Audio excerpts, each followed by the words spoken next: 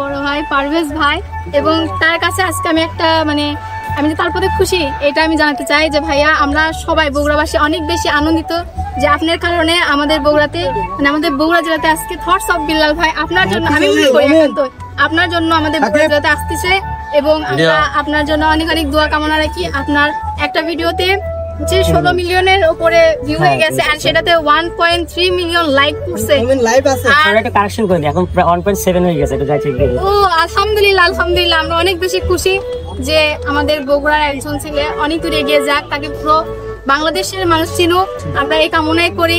এবং ভাইয়া আমাদের জন্য কিছু বলবে?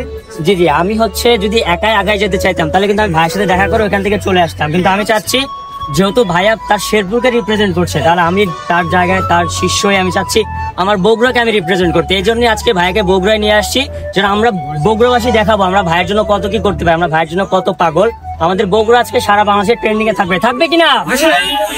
আগামী 7 দিন বগুড়া ট্রেন্ডিং এ থাকবে ইনশাআল্লাহ। সবার জন্য দোয়া রইল।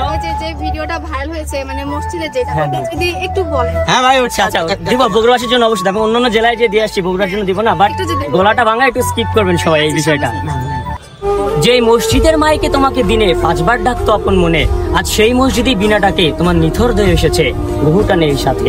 যে হুজুরকে অবহেলা করে এড়িয়ে গেছো বারবার, আজ তারই কণ্ঠে জানাজা হচ্ছে তোমার ওই দম নিঃশ্বাস ছাড়া দেহটার। অহংকার সম্পদ খ্যাতি আসন সবই হবে ফাঁকা, এই মসজিদের মাটিতে এসে শিখলাম ওই শেষ পথে যেতে হয়।